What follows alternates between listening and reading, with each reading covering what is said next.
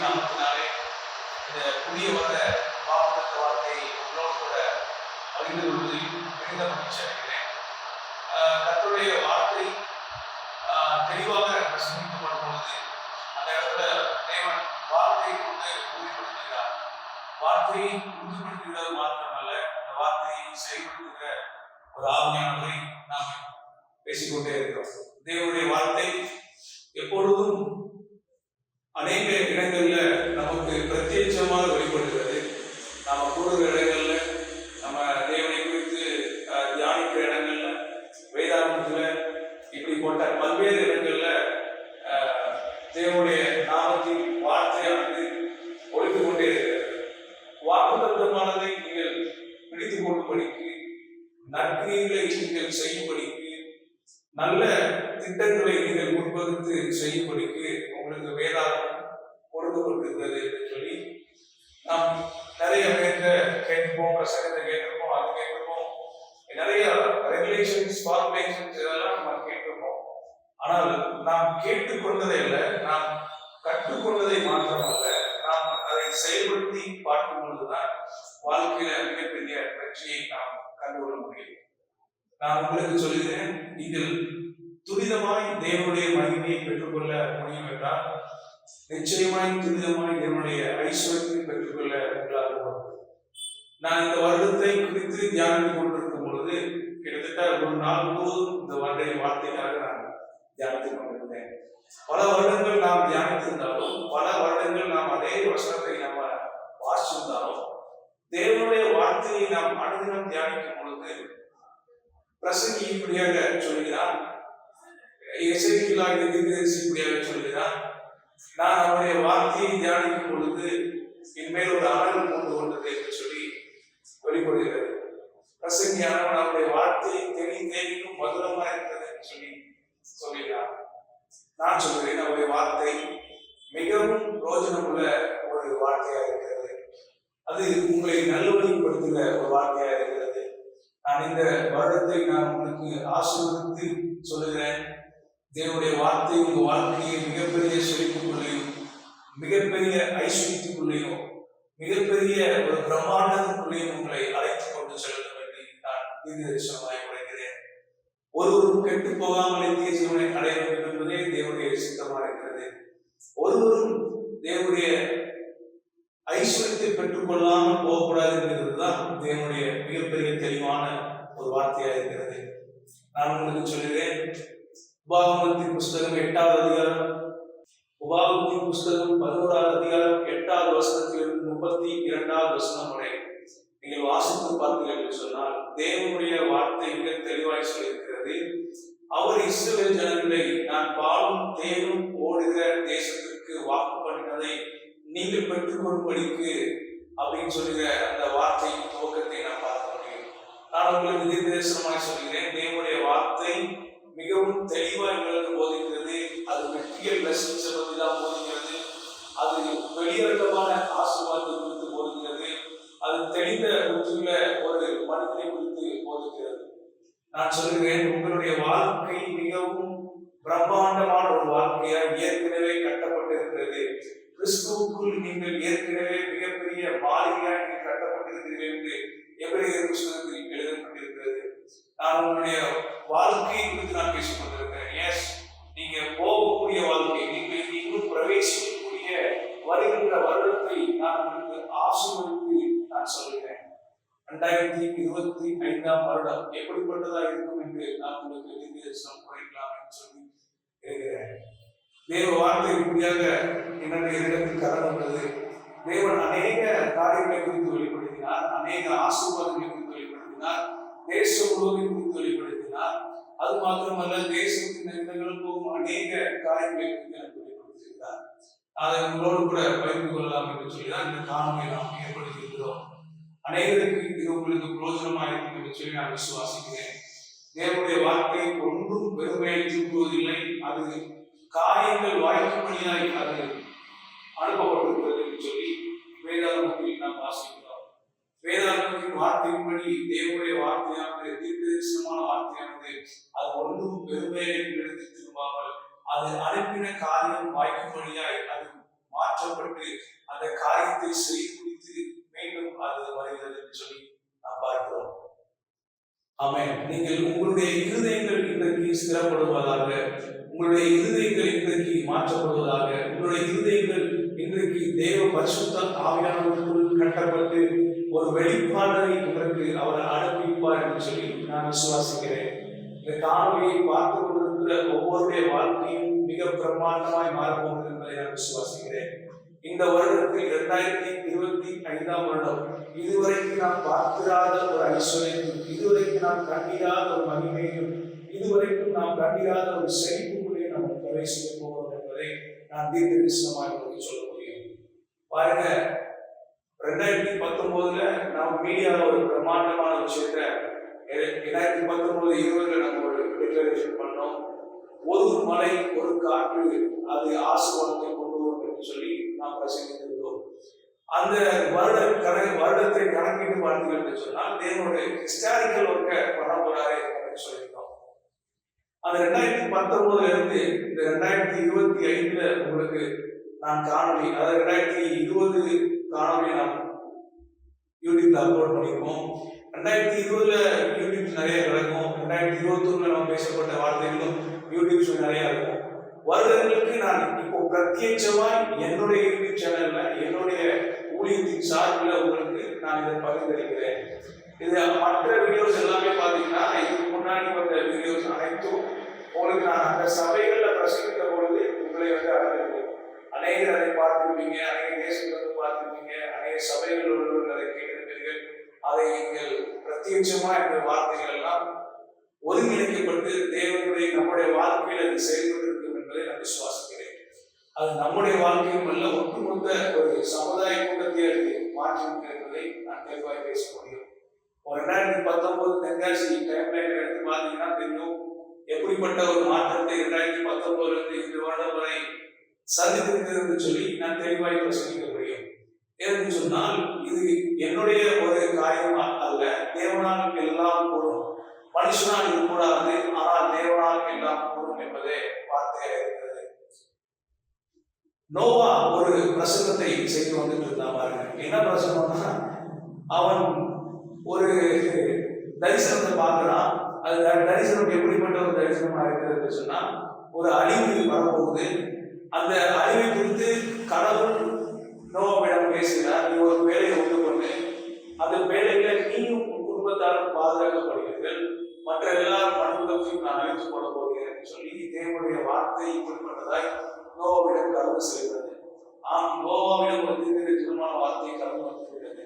நான் சொல்றேன், அழிவுங்கிறது ஒரு சர்டன் சேஞ்சஸ்க்குள்ள கொண்டு வர ஒரு விஷயமா இருப்பாங்க. ஒரு விஷயத்த ஒரு பழைய பில்டிங் இருக்கு, ஒரு 50 வருஷம் 60 வருஷம் பழமையான ஒரு பில்டிங் இருக்கு. அந்த பில்டிங் நீங்க புதுப்பிக்கணும்னு ஆசைப்படுறீங்க. ஒண்ணு அதை இடித்து கட்ட வேண்டும், இல்லைன்னா அதை ஒரு சின்ன மாடலேஷன் பண்ணி நீங்க அதை புதுப்பிக்க வேண்டியதா இருக்கும். ஸோ இப்படிப்பட்ட ஒரு விஷயத்த தான் நம்ம ஒரு வேதாந்தத்தில் குறிப்பிடப்பட்டிருக்கிறது. அழிவை குறித்தும் காரியங்களை குறித்தும் அது குறிப்பிடப்பட்டிருக்கிறது. நான் இன்றைக்கு உங்களுக்கு தீர்க்கதரிசனமாய் சொல்கிறேன், தேவனுடைய வார்த்தை எங்களிடத்திலிருந்து புறப்பட்டு வருகிறது, அது உங்களிடத்தில் செயல்படுது. அது இப்படிப்பட்ட ஒரு காரியத்தை உங்களிடத்துல செய்ய வல்லவதா இருக்கிறது சொல்லி நான் சொல்கிறேன். நோவாவை குறித்து தேவனுடைய வார்த்தை சொல்லுது, நீ என்னுடைய பார்வைக்கு கனம் பெற்றாய், நீ என்னுடைய பார்வையில் கிருபை பெற்றாய் என்று சொல்லி தேவனுடைய வார்த்தை நோவாவிடம் வந்து அடைகிறது. நான் சொல்றேன், உங்கள் மேல் தேவனுடைய கண்ணோட்டமாக இருக்கிறது. தேவனுடைய கண் உங்கள் மேல் பாதுகாக்கப்பட்டிருக்கிறது. தேவனுடைய முழு விஷயத்திலையும் நீங்க தான் இருக்கீங்க அப்படிங்கிறது தான் நாங்க சொல்ல முடியும். ஏன்னு சொன்னால் தேவ வார்த்தை உங்களிடத்தில் வந்த மாத்திரத்தில் என்ன விஷயம் நடக்கும்னா, உங்க ஆவிக்குள்ளாய் அது கிரியை செய்து உங்க மாம்ச சரீரத்தை அது மாற்றி உங்களுடைய சிந்தைக்குள் அது சென்று அது ஒரு கிரியேஷனை கொண்டு வந்து பாருங்க. நான் சொல்றேன், இந்த நோவாவை குறித்த காரியங்கள் உங்களுடைய வாழ்க்கையில் இப்பொழுது காண்பிக்கப்படுமானால் இதே விஷயத்தை தேவன் உங்க வாழ்க்கையில் செய்ய வல்லவராக இருக்கிறார். ஆமென். எப்படிப்பட்ட காரியத்தை உங்க வாழ்க்கையில் செய்ய வல்லவராக இருக்கிறார் சொன்னால், ஒரு வசனம் இப்படியாக சொல்கிறது, நல்ல கனிபடாத மரங்கள்லாம் வெட்டுண்டு அக்கினியிலே போடப்படும் அப்படின்னு சொல்லப்பட்டிருக்கு. அப்போ வெட்டுண்டு அக்கினியிலே ஏன் போடுறாருன்னா, அந்த கிளையை எடுத்து அக்கினியில போட்டுட்டு வேற ஒரு கிளையை நான் நாட்டுவேன் அப்படிங்கிறார்.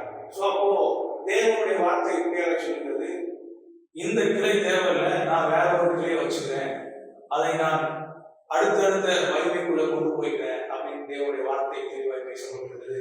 நான் உங்களுக்கு சொல்கிறேன், பரிசுத்த ஆவியானவருடைய ஒரு வார்த்தையாக உங்களுக்கு வருகிறது.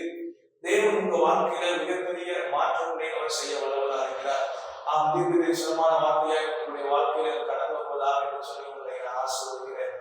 தேவனுடைய வார்த்தை கூறி உங்களுக்கு பிரத்யேகமாக வெளிப்படும் என்றால், 2025 வருடம் எப்படிப்பட்டதா இருக்கும் என்று சொல்லி நீங்கள் ஒரு ஏக்கத்தோடு என்று கேட்டுக்கொண்டிருக்கிறீர்கள் சொன்னால், இல்லை ஏக்கத்தோடு பார்த்து கொண்டிருக்கிறீர்கள் சொன்னால், ஏக்கத்தோடு நீங்க ஒரு டெலிவிஷன் நீங்க பார்த்துட்டு இருக்கீங்க, இல்ல ஒரு டிவி சேனல்ல, யூடியூப் சேனல்ல, நம்முடைய சேனல்ல எல்லாம் பலதரப்பட்ட சேனல் நீங்க பார்த்துட்டு இருக்கீங்கன்னா, உங்கள் மேல் நான் ஆசீர்வாதத்தை நான் பேசுகிறேன், தேவனுடைய ஐஸ்வர்யத்தை நான் பேசுகிறேன், தேவனுடைய கட்டப்படலை நான் பேசுகிறேன், தேவனுடைய ஆவியானவருடைய கட்டுவாரா என்று சொல்லி நான் பேசுகிறேன்.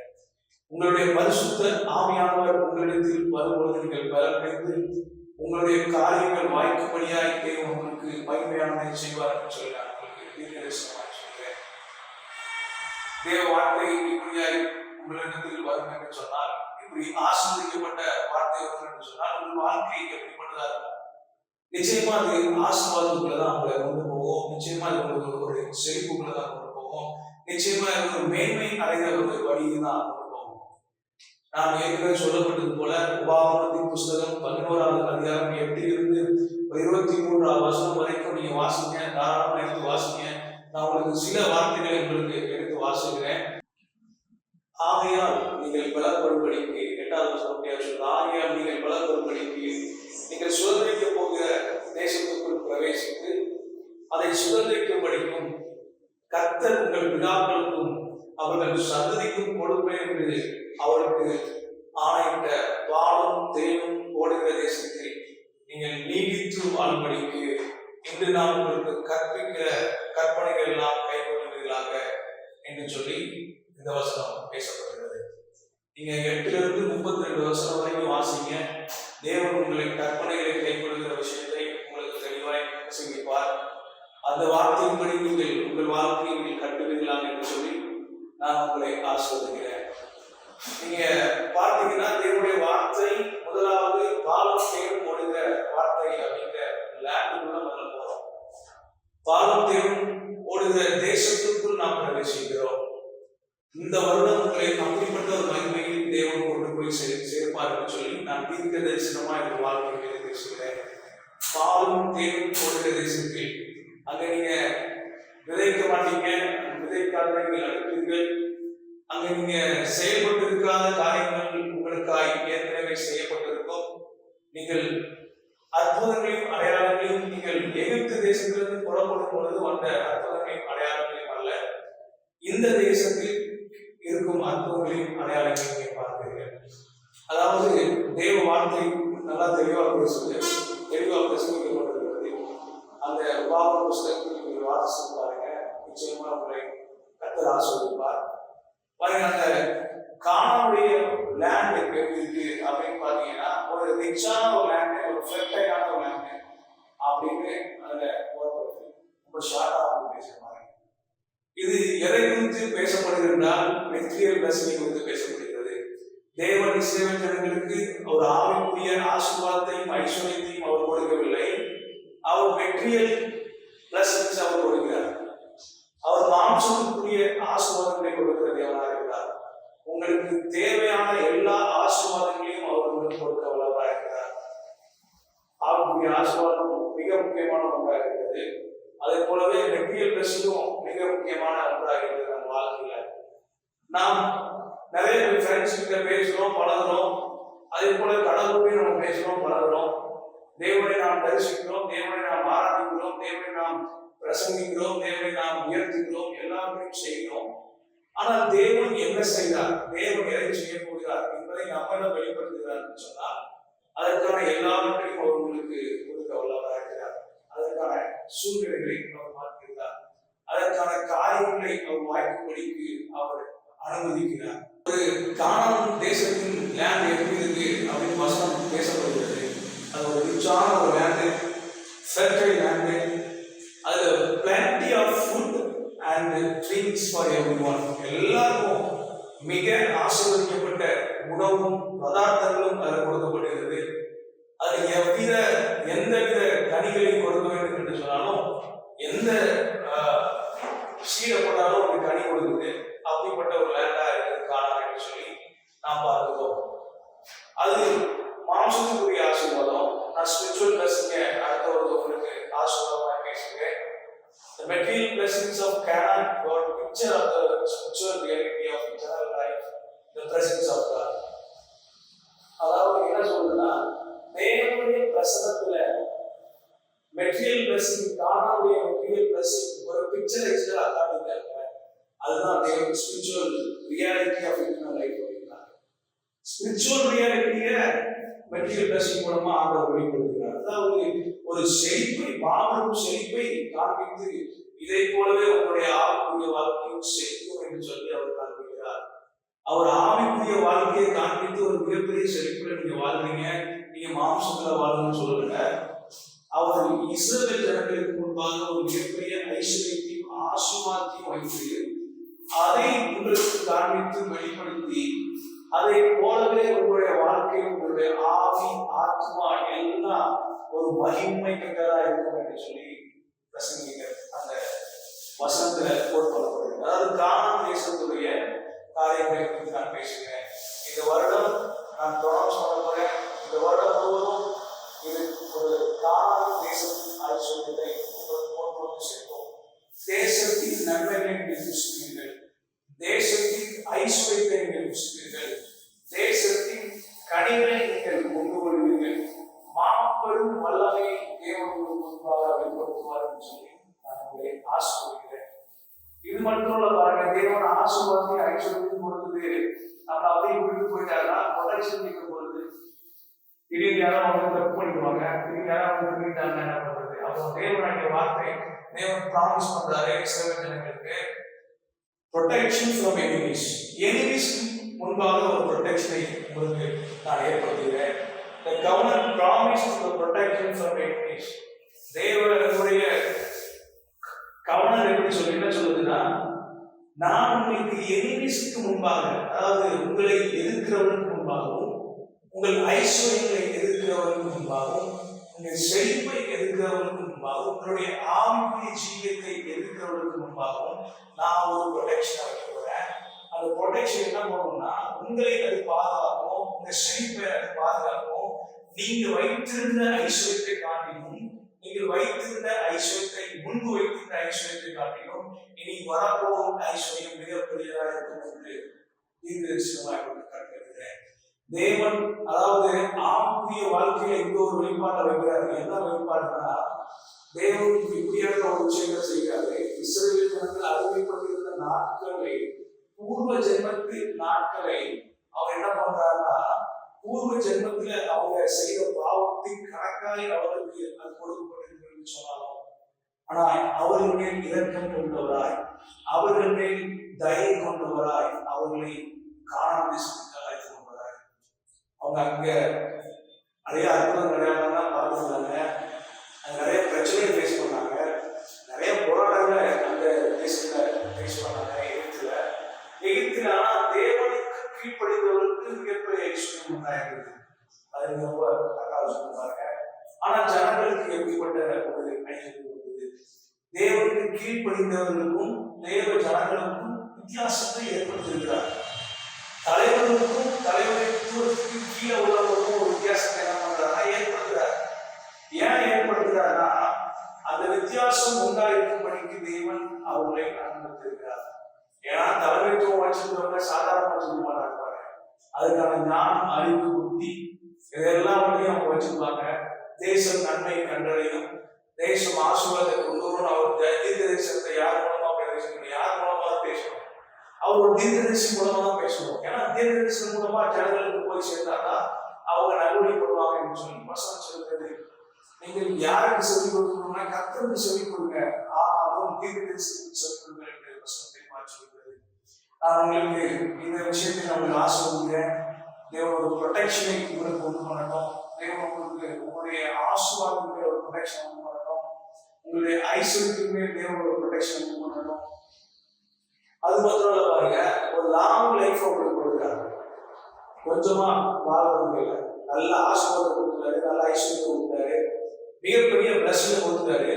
சரி, ஓகே, அப்ப நம்ம எப்போ புசித்து குடித்து நாளைக்கு சாவோம் அப்படின்னு சொல்லலாமா அப்படின்னா அப்படிப்பட்ட வார்த்தையை ஆண்டவர் ப்ரொனவுன்ஸ் பண்ண பாருங்க. நீங்க சாப்பிட்டு திருப்தியாகி உங்களை நடத்தி வந்த தேவனை நீங்கள் ஆராதனை செய்யுங்கள் அப்படிங்கிறார். நீங்க சாப்பிட்டு திருப்தியாகி நீங்கள் உங்களுடைய உறுப்புகள் எல்லாம் நல்லா ஐஸ்வர்யமா இருக்கணும், நீங்க போற கார் நல்லா செழிப்பான காரா இருக்கணும், உங்களுடைய பெட்ரோல்ஸ் ஃபியூல்ஸ் எல்லாம் ஃபுல்லா இருக்கணுங்கிற புரிதாமல் சொல்லுங்க. உங்களுடைய நீங்க எந்த வெஹிக்கிள்ஸ் சொல்றீங்களோ அந்த வெஹிக்கிள், ஒரு பிசினஸ்க்கு தேவையான வெஹிக்கிள்ஸ், உங்களுக்கு வேலைக்கு தேவையான வெஹிக்கிள்ஸ், உங்களுக்கு தேவையான எத்தனை வெஹிக்கிள்ஸ் கவர்மெண்ட் வெஹிக்கிள்ஸோ நீங்க எதை போறீங்களோ கவர்மெண்ட் போறவங்க டிக்கெட் போட்டு இருக்காங்க பாருங்க. ஆனா சொந்த கார்ல போறவங்க பெட்ரோல் ஃபியூல் பண்ணணும். அப்போ 2000 ரூபாய் 5000 ரூபாய்க்கு ஃபியூல் பண்ணணும் பாருங்க. அதுக்கே அவங்க செலவுக்கு போது மெயின்டெனன்ஸ் காசு வருது. 6 மாசத்துக்கு ஒரு வருஷத்துக்கு ஒரு மெயின்டெனன்ஸ். இப்படி வரும்பொழுது தேவன் அதை என்ன சொல்றாருன்னா, நீ ஆடி காரணம் சொல்றியா, நீ பென்ஸ் காரணம் சொல்றியா, நீ என்ன காரணம் சொல்றியோ அந்த காரணம் நான் ஆசீர்வாதமா கொடுக்குறேன், அந்த காரணம் நான் ஆசீர்வதிக்கிறேன், அதுல நீ வர்த்திக்க பண்ணுவாய், நீ வர்த்தனை உண்டு பண்ணுவாய் என்று சொல்கிறார். நீ செய்யற பிசினஸ் நான் ஆசீர்வதிக்கிறேன், நீ செய்யற தொழிலை நான் ஆசீர்வதிக்கிறேன், நீ செய்யற ஐஸ்வர்யத்தை, நீ செய்யற கைக்கு செய்கிற எல்லா வேலையும் நான் தேவனாய கர்த்தர் உங்களோடு கூட இருந்து உன்னை ஆசீர்வதிப்பார் சொன்ன அந்த வார்த்தையை தேவனுடைய வார்த்தை குறிப்பிட்டதா இருக்கிறது. நீங்க நடுகிறதெல்லாம் என்ன செய்யணும்னா பிராஸ்பர் ஆகும். உங்களுக்கு தெளிவா சொல்றேன். சிலர் எப்படி இருக்காங்க, நான் நடுறதெல்லாம் பிராஸ்பர் ஆகுமா, அப்போ நான் கெட்டவை நடலாம் இருக்கேன் அப்படின்னு. அப்படி இல்லை பாருங்க, நிலம் எப்படிப்பட்ட கனிகளை கொடுக்க வேண்டும் என்று தேவன் தீர்மானித்திருக்கிறார். தேவன் நல்ல கனி கூடாத இதெல்லாம் எடுத்துக்காருன்னு போட்டு வசனத்துல.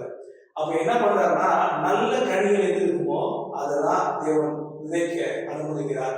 நீங்கள் விதைக்கிற பூமியில, நல்ல பூமியில அவர் எதை விதைப்பீங்க, நல்ல ஒரு ஃப்ரூட்ஃபுல் தான் விதைப்பீங்க, ரிச்சான ஒரு விதையை தான் விதைப்பீங்க. ஒரு விதை நீங்க விதைப்பீங்க, அந்த விதை உங்களுக்கு பல மடங்கு ஐஸ்வர்யத்தையும் ஆசீர்வாதத்தையும் கொடுக்குது அப்படின்னா நீங்க என்ன பண்ணுவீங்கன்னா திரும்பவும் நீங்க அப்படிப்பட்ட ஒரு நல்ல விதையை தான் விதைப்பீங்க. நான் உங்களுக்கு சொல்றேன், தேவன் உங்களை ஐஸ்வர்யத்தில் நடத்துவார் என்று சொன்னால் நீங்க நல்ல விதைகளை ஆரம்பத்திலிருந்து இப்போ வரைக்கும் வரிசையே இருக்கீங்க. உங்கள் விதைகளை தேவன் அங்கீகரித்திருக்கிறார், உங்கள் காணிக்கைகளை தேவன் அங்கீகரித்திருக்கிறார், உங்கள் காணிக்கைகளை தேவன் ஆசீர்வதித்திருக்கிறார். நீங்க ஏற்கனவே நீங்க முன்பிருந்த நாட்களை காட்டிலும், முன்பிருந்த ஆசீர்வாதத்தை காட்டிலும் நீங்க பல மடங்கு பெருக்கத்தை தேவன் உங்களுக்கு வைத்திருக்கிறார் என்பதை அங்கீகரிசமாய் சொல்லுவேன்.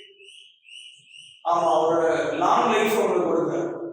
ஒரு லாங் லைஃப்னா ஒரு 100 வருஷம் 120 வருஷம் நீங்க வாழ்ந்தாலே பெரிய லாங் லைஃப் அப்படின்றாரு. ஆனா வேதாந்தம் தெளிவாக சொல்லியிருக்கிறது, ஈனோக்கு என்கிற ஒரு மனுஷன் இருந்தார். அவர்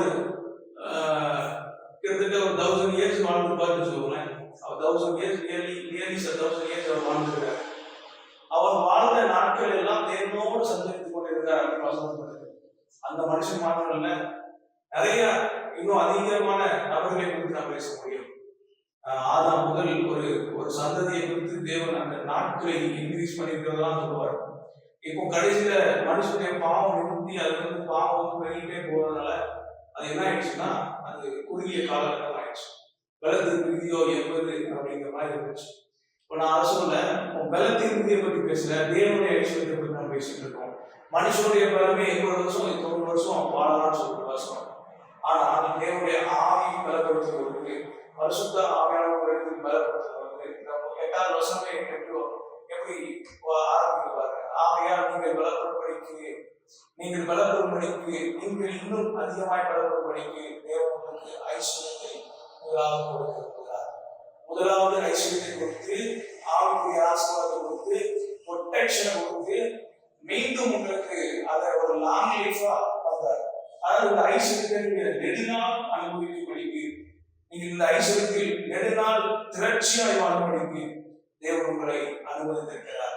இந்த வருடம் அப்படிப்பட்ட ஒரு அனுமதி உங்களுக்கு தயப்பட்டிருப்பதாக. வானம் திறக்கப்பட்டிருக்கிறது. ஏற்கனவே தேவனுடைய பிரசனம் உங்களிடத்தில் வெளிப்படுத்தப்பட்டிருக்கிறது. தேவனுடைய ஐஸ்வர்யம் உங்களிடத்தில் கடந்து இருக்கிறது. நீங்கள் இந்த வருடம் முழுவதும் அப்படியே இப்படிப்பட்ட ஒரு மகிமையை நீங்கள் அனுபவிப்பது என்று சொல்லி ஆசீர்வதிக்கிறேன். ஆமென். தேவன் இந்த வருடத்துல மிக உண்மையான ஒரு தீர்க்கதரிசனத்தை நமக்கு கட்டளையிடுகிறார்.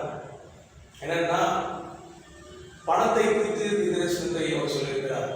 எப்படின்னா, அநேகர் இந்த பூமியில வாழ்ந்துட்டு இருக்கிறாங்க. அவனுக்கு பணம் மிகப்பெரிய ஒரு தேவையாக இருக்கிறது. இந்த பணத்தின் மேல தேவனுடைய கரம் இருக்கும் என்று சொன்னால் அந்த ஆசீர்வாதம் இன்னும் மல்டிப்ளை ஆகும். அப்படிப்பட்டதுதான் நமக்கு வெளிப்படுத்துகிறார். பாருங்க, எவ்வளவு உண்மையான ஒரு விஷயம். பெருக்கோத் காணாவின் மகிமையை நீங்கள் காண போறீங்க. அநேக தேசத்தின் பண மதிப்பு கூட போகுது. அநேக தேசத்தின் பண மதிப்பு கூட போகுது. குறிப்பாக நான் சில தேசத்தை உங்களுக்கு ப்ரொனவுன்ஸ் பண்ணுறேன். சிங்கப்பூர், மலேசியா, UAE, USA, இந்த இடங்களில் கிட்டத்தட்ட இந்திய மதிப்புபடி ஒரு 10 to 20 ரூபாய் கூடும் என்று சொல்லி தேவனுடைய வார்த்தை எனக்கு தெளிவாக பேசப்பட்டது. ஒரு 10 ரூபாயிலிருந்து 20 ரூபாய் வரைக்கும் உங்களுக்கு இந்த தேசத்தின் மதிப்பு கூடப்படும் என்று சொல்லி தேவன் வெளிப்படுத்தியிருக்கிறார். The dollars and pounds value has increased. தேவன் டாலர்ஸ் மேலேயும் பவுண்ட்ஸ் மேலேயும் அவருடைய அளவில்லாத ஒரு ஐஸ்வர்யம் வெளிப்பட போகிறது. இது அந்த தேசத்தில் வாழ்கிற ஜனங்களுக்கு தேவன் மிகப்பெரிய ஐஸ்வர்யத்தை கட்டளையிடுவார். அந்த ஐஸ்வர்யத்தின் மூலம் நீங்கள் ஆசீர்வதிக்கப்படுவீர்கள். மேபி நீங்கள் அந்த தேசத்திலிருந்து பார்த்துருக்கீங்கன்னா நிச்சயமாக உங்களுடைய இருதயம் மகிழ்விக்கப்படும். ஏன்னா நீங்கள் அந்த தேசத்தின் நன்மையை பலனை நீங்கள் புசிப்பீர்கள். அந்த தேசத்தின் பலன் நீங்கள் புசிக்கிறது மாத்திரம் இல்லை, இந்த தேசத்தில் நீங்கள் அநேக ஆசீர்வாதத்தை நீங்கள் பெற்றுக்கொள்ள வல்லமையுள்ளதாக இருக்கிறது. ஆமாம். அண்ட் இன்னொரு விஷயத்தை கர்த்தர் தெளிவாக வெளிப்படுத்தினா, கோல்டு ப்ரைஸ் வந்து இன்க்ரீஸ் ஆகும் அப்படின்னு சொல்லி தேவன் வெளிப்படுத்தியிருக்கிறார். கோல்டு ப்ரைஸ் இன்க்ரீஸ் ஆகுறதால என்ன விஷயம் இருக்குன்னா, கோல்டு மைனிங் இருக்குது. கோல்டில் நீங்கள் இன்வெஸ்ட் பண்ணலாம், கோல்டில் நீங்கள் வாங்கி வைக்கலாம், கோல்டில் நீங்கள் கடன் வாங்கிக்கலாம். உங்களுக்கு இப்படிப்பட்ட நிறைய விஷயங்கள் இருக்குது. அப்போ கோல்டோட மதிப்பு நீங்கள் கூட பண்ணும் பொழுது உங்களுக்கு உங்கள் கையில் இருக்கிற ஆசீர்வாதத்தின் மதிப்பு கூட ஆரம்பிக்கிறது. லேண்டோடைய மதிப்பு ஒரு கூடுது அப்படின்னு அதையும் வெளிப்படுத்துகிறார். லேண்டோட மதிப்பு கூடும்போது ஒரு மனிதன் லேண்ட் வச்சிருக்காருன்னா அது அவருக்கு ஐஸ்வர்யத்தை கொண்டு வருது. அவருக்கு அதை செல் பண்ணும் போதோ அல்லனா அவர் ரெண்டல் கொடுக்கும்போதோ ஏன்னா அதுன்னா ஐஸ்வர்யத்தை கொண்டு வருகிறது. இந்த தேசத்தின் நன்மை அப்படிப்பட்ட நன்மையாக இவர் மாற்ற போகிறார். இன்னொரு விஷயத்தை கர்த்தர் தெளிவாக பேசுகிறார். பாருங்க, இந்தியாவுடைய மிகப்பெரிய காரியம் ஒன்று இருக்குது. ஒரு 10-20 வருஷத்துக்கு முன்பாக நாம் பேசப்பட்ட ஒரு விஷயம், இந்திய தேசம் மிகப்பெரிய ஒரு தாழ்வு நிலைமையில் இருக்குது அப்படிங்கிற ஒரு விஷயத்தை நம்ம கேள்விப்பட்டிருக்கோம். இன்னைக்கு இந்தியா வந்து தலைமுறைக்கு நடந்து கொண்டிருக்கிறது. ஆனால் இன்னைக்கு ஆண்டவர் மறுபடியும் மீண்டுமாய் இந்த வருஷத்துக்கு பிரவேசிக்கும் பொழுதே ஆண்டவர் தெளிவாக பேசுகிறாரு. இந்திய தேசத்தின் ஐஸ்வர்யம் இன்னும் அதிகமாகும். இந்திய தேசத்தின் பொருளாதாரம் இன்னும் பெருக்கத்தை நோக்கி போகும் என்று சொல்லி கர்த்தருடைய வார்த்தை தெளிவாக பேசப்படுகிறது. அது மாத்திரம் இல்ல, the man of God's will prosper அப்படிங்கிறார். எந்த தேவனுடைய மனிதர்களுடைய வார்த்தையும் தரிசனமும் அது நிலை பெற்றிருக்கும், அது ஓங்கும் அப்படின்னு சொல்லி தேவனுடைய வார்த்தையை தெளிவாக பேசியிருக்கிறார்.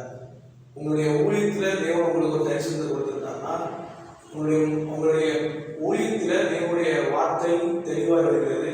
உங்களுடைய வில் ப்ராஸ்பர், உங்களுடைய திட்டம் ப்ராஸ்பர் ஆகும், உங்களுடைய நோக்கம் செழிப்பாய் மாறும் என்று சொல்லி நான் தீர்க்கதரிசனமாய் பேசுகிறேன். அது மாத்திரம் இல்லை, தேவனை நேசிக்கிற ஒரு கூட்டத்தார் இருக்கு, கிறிஸ்துவை நேசிக்கிற கூட்டத்தார் இருக்கு. அவர் கிறிஸ்தவர்களாக இருக்கலாம், கிறிஸ்தவ அல்லாதவர்களாக இருக்கலாம், கிறிஸ்துவை ஏற்றுக்கொள்ளாதவர்களாக இருக்கலாம். ஆனால் தேவனை குறித்த ஒரு நேசம் உண்டு அவர்களிடத்துல. அவருடைய ஆசீர்வாதம் பெருக்க வகையும் என்று சொல்லி தேவனுடைய வார்த்தை தெளிவாக பேசப்படுகிறது. அப்படின்னு சொல்லியிருக்காரு. என்ன ஸ்கேல்னா, ஒரு பிஸ்னஸ்னா அது இப்போ ஜிஎஸ்டி பார்த்தீங்கன்னா ஒரு 50 lakhs நீங்கள் வச்சுருந்தீங்கன்னா டேக்ஸ் கட்டணும். 50 lakhs நீங்கள் டேர்ன் ஓவர் பண்ணியிருந்தீங்கன்னா அதுக்கு என்ன செய்யணும், டேக்ஸ் வந்து ப்ராப்பராக ஐடிஆர் ஃபைல் பண்ணியிருக்கணும். இது ஒரு பிஸ்னஸ் ஸ்கேல் மாதிரி இருக்கு பாருங்க. இதே போல் ஒரு பிஸ்னஸ்னா இவ்வளோ டேர்ன் ஓவர்ஸ் இருக்கணும், இவ்வளோ நன்மைகள் இருக்கணும் வந்து தேசம் தீர்மானிக்கிறதுக்கு, தேசத்தின் தலைவர்கள் தீர்மானிக்கிறார்கள். எதுக்குன்னா இது ஒரு ப்ராஸ்பரிட்டிக்கான அடையாளம், இது ஒரு செழிப்புக்கான அடையாளம், இது ஒரு மகிமைக்கான அடையாளம். நான் நீங்கள் சொல்கிறேன், உங்களுக்கு உங்களுடைய பிஸ்னஸ் ஆசீர்வதிக்கப்படும், அதனுடைய ஸ்கேல் ஆசீர்வதிக்கப்படும், அதனுடைய தன்மை உங்களுக்கு early turn over will be blessed and you will reach the high level of your turnover. நீங்கள் இதற்கு முன்பாக வைத்திருந்த டேர்ன் ஓவர் வருஷத்துக்கு சில கோடிகள் நீங்கள் சம்பாதிச்சிருக்கலாம், ஆனால் அந்த டேர்ன் ஓவரை காட்டிலும் பல மடங்கு டேர்ன் ஓவர்ஸ் தேவன் உங்களுக்கு கொடுக்கிறார். I bless you in the name of Jesus Christ. Amen. அது மாத்திரம் இல்லை, நிறைய விஷயங்கள் நம்ம கேள்விப்பட்டிருப்போம். இந்த கொரோனா டைம்ல இருந்து இப்போ வரைக்கும் ஒரு விஷயங்கள் திரு நடக்குது. சில நிலநடுக்கங்கள்லாம் நம்ம கேள்விப்பட்டிருப்போம். தென்காசி பட்டணத்தில் நிலநடுக்கங்கள்லாம் உண்டாச்சு இந்த வருஷம். நான் சொல்றேன், இந்த வருஷம் அதுக்கு முந்தின வருஷம் நீங்க சில இழப்புகளை நீங்கள் பார்த்துக்கலாம். கொரோனா டைம்ல நிறைய இழப்புகளை நம்ம சந்திச்சிருக்கிறோம். தேசம் முழுவதும் அப்படிப்பட்ட ஒரு குளோபல் லெவல்ல அப்படி ஒரு டெத் இன்க்ரீஸ் ஆச்சு. ஆனா இந்த வருஷம் டெத் இன்க்ரீஸ் ஆகாது அப்படிங்கிறார். There is no death increase in counts. கவுன்ஸ்லேயே தேவனுடைய வார்த்தை தெளிவாக பேசப்படுகிறது. There is no death increase. அதாவது தேசத்தில் சாபம் இனி இராது அப்படிங்கிற ஒரு மகிமையை தேவன் கட்டவிழ்க்கிறார். I bless the India in Jesus' mighty name. Let it glow in glory in mighty name of Jesus Christ. Amen. அது மாத்திரம் இல்லை பாருங்க, குளோபல் ஒரு இந்த விஷயத்தை நான் எத்தனைக்கப்படுகிறேன். குளோபல் கேஸ் ஒரு பிரச்சனை உண்டாகும் சொல்லி கர்த்தருடைய வார்த்தை தெளிவாக நேரத்தில் பேசப்பட்டது. என்னன்னா, மிகப்பெரிய செலிபிரிட்டிஸ், குளோபல் லெவலில் செலிபிரிட்டிஸ் இருக்கிறாங்க. குளோபல் லெவல் செலிபிரிட்டிஸ்லாம் சில நபர்கள் தெரிஞ்சிருக்கும், தெரியாமல் இருக்கிறோம். இப்போ வந்து சில காரியங்கள் நம்ம கொடுத்து இது பண்ணியிருக்கோம். என்னன்னா, இப்போ அம்பானி அவங்களுடைய ஃபங்க்ஷன் ஆரம்பிச்சு அதில் வந்து குளோபலாக உள்ள இருக்கிறதே மிகப்பெரிய செலிபிரிட்டிஸ்லாம் வந்து வெல்கம் பண்ணியிருந்தாங்க. ஸோ அப்போ அவங்களுக்குள்ள இருக்கிற சில காரியங்களை தேவன் வெளிப்படுத்துது. அதாவது அவங்க பிஸ்னஸில் இருக்கிற காரியங்களை தேவன் வெளிப்படுத்துது. ஏன்னா சில டெஃப்ட்ஸ் நடக்குது, சில டெஃப்ட்ஸ் நடக்குது. அந்த நீங்கள் கேள்விப்படுவீங்க. அந்த டெஃப்ட்ஸ் மூலமாக அவங்க அந்த இண்டஸ்ட்ரியில் இருக்கிற காரியங்கள் எல்லாம் வெளிப்பட ஆரம்பிக்கும். குளோபல் லெவலில் இருக்கிற இண்டஸ்ட்ரி டெஃப்ட்ஸ் வந்து உங்களுக்கு வெளிப்பட ஆரம்பிக்கும். அதெல்லாம் நீங்கள் வெளிப்படுத்துகிறேன்னு சொல்லி எதுக்கு சொல்கிறாங்கன்னா, அது டெஃப்ட்ஸை அது காண்பிக்கிறது மூலமாய், திருடுகளை காண்பிக்கும் மூலமாய் ஒரு நன்மை உண்டாகுது. என்ன நன்மைனா, ஒரு ப்ரொடெக்ஷனை கருத்து பண்ணுகிறார். நான் ஏற்கனவே ப்ரொனவுன்ஸ் பண்ணேன், காணாவுடைய ஆசீர்வாதத்தில் ப்ரொடெக்ஷன் ஒன்று இருக்குதுன்னு சொல்லி அதை நம்ம தியானிக்கும் போது அவருடைய வார்த்தை இப்படிப்பட்ட ஒன்றை வெளிப்படுத்துச்சு. குளோபல் லெவலில் இருக்கிற சூப்பர் செலிபிரிட்டிஸ்லாம் அதை வந்து அவங்களுக்கு அவங்க ஃபேஸ் பண்ணுற டெப்ஸ் எல்லாத்தையும் வெளிப்படுத்துவாங்கன்னு சொல்லி சொல்லப்பட்டிருக்கிறது. And many celebrities has fallen and many celebrities has risen. அநேக செலிபிரிட்டிஸ் வந்து மிசல்ட் ஆவாங்க. and then many celebrities has risen. அநேக செலிபிரிட்டிஸ் வந்து வளர்ச்சி கண்டடைவார்கள் அப்படின்னு ஆண்டவர் சொல்லியிருக்காரு. ப்ரொக்ளைம் பண்ணுறேன். அது மாத்திரம் இல்லை, some people are in the industry, they will be the Christians. I decree and I declare Christians in my name. Let the Lord protect your faith and let the Lord protect your names in Jesus' faith. Amen. Praise brings victory. தேவனுடைய இருக்கிற ஐக்கியம் உங்களுக்கு வெற்றியை கொண்டு வரும். தேவனோடு இருக்கிற உங்களுடைய ஐக்கியம் நிச்சயமாக வெற்றியை கொண்டு வரும். தேவன் உங்களை ப்ரொடெக்ட் பண்ணுவார், உங்களுடைய ஃபேவர் ப்ரொடெக்ட் பண்ணுவார். God bless you, God bless you. And தேவனுடைய வார்த்தையாக சொல்லப்படுகிறது, wash the chains of evil. அல்ல, தேவனுடைய வார்த்தையாக சொல்லப்படுகிறது, நீங்கள் தேவனை ஆராதிக்கிறதுல தேவனுடைய இருக்கிற இடைபாடுகளை நீங்கள் இன்னும் அதிகமாய் அவருடைய ஐக்கியப்படுறதை நீங்கள் எடுத்துக்கோங்க. ஏன்னா அது வந்து அநேக ஈவிலுடைய கிங்டம்கான ஏதாவது காரியங்கள் இருக்கு என்று சொன்னால் அதை அது பிரேக் பண்ண அது வழிவகுக்கும். tongues breaks the evil's yoke. அதாவது அந்நிய பாஷை சத்துருவனுடைய ரோகங்களை முடிக்க வல்லதா இருக்கிறது. ஸோ அந்நிய பாஷை பேசுங்க, அந்நிய பாஷை வரைமுறையவங்க அந்நிய பாஷை பேசுங்க. ஸோ அதெல்லாம் நீங்கள் கீப் பண்ணிங்கன்னா you will grow well. And உங்களுடைய ஆவிக்குரிய அளவுலையும் நீங்கள் வளருவீங்க. அண்ட் உங்களுடைய பொருளாதாரம் வளர ஆரம்பிக்கும். You will grow multiply in Jesus mighty name. Let the Lord use you in the many places. And இது ஒரு இம்பார்ட்டண்டான ஒரு விஷயம் பாருங்க. இது ப்ராபஸியில் இம்பார்ட்டண்டான ஒரு விஷயம். So these are the last days அப்படின்னு சொல்லிட்டு நிறைய தீர்க்கதரிசிகள் நம்ம கேள்விப்பட்டிருக்கோம். This is the last day, எட்டாவது நாள் அப்படின்னு சொல்லியிருப்பாங்க. அது எங்கேருந்து எட்டாவது டே வருதுன்னா ஃப்ரம் த கிரைஸ்ட் ரிசரக்ஷன்லேருந்து இது வந்து கடைசி காலம்னு சொல்லி பிரகடனப்படுத்திட்டே இருக்கும். ஏன்னா இயேசு எப்போனா வரலாம் பாருங்க அப்படிங்கிறது தான் ஏற்கனவே அவர் பிரத்யேகமாக தனது சீசனுக்கு வெளிப்படுத்தியிருக்கிறார். அது மாத்திரம் இல்லை, அதன் மூலமாகவே அநேக மக்களுக்கும் அவர் வெளிப்பட்டு காண்பிக்கப்பட்டிருக்கிறார். இன்னும் அவர் வெளியரங்கமாக செயல்பட்டு கொண்டிருக்கிறார். அவருடைய செயல் இன்னும் அற்புதங்களை அடையாளங்கள்லாம் வெளியரங்கமாக இருக்கிறது. இன்னும் சொன்னால் இது அதனால கடைசி நாட்கள் சொல்லணும், கடைசி நாட்கள் சொல்லி நம்ம பிரகடனப்படுத்தணும். அதுக்கு ஒரு அடையாளமாக நான் உங்களுக்கு ஒரு விஷயத்தை சொல்கிறேன். இன்னைக்கு இருக்கிற யங் ஜெனரேஷன், அதாவது new generation is called genset அப்படின்னு ஒரு விஷயத்தை நீங்கள் கேள்விப்பட்டிருக்கீங்க. ஜென்செட், அதாவது ஜெட் அப்படிங்கிற ப்ரொனவுன்ஸுங்க நீங்கள் கேள்விப்பட்டிருக்கீங்க. மீடியாவில் அது அதிகமாக உங்களுக்கு பிரபலமாக இருக்கும். அந்த ஜென்செட் அப்படிங்கிற வேர்டை நான் உங்களுக்கு எதுக்கு சொல்கிறேன்னா, இங்கிலீஷில் லாஸ்ட் வேர்டு பார்த்தீங்கன்னா ஜெட் தான்.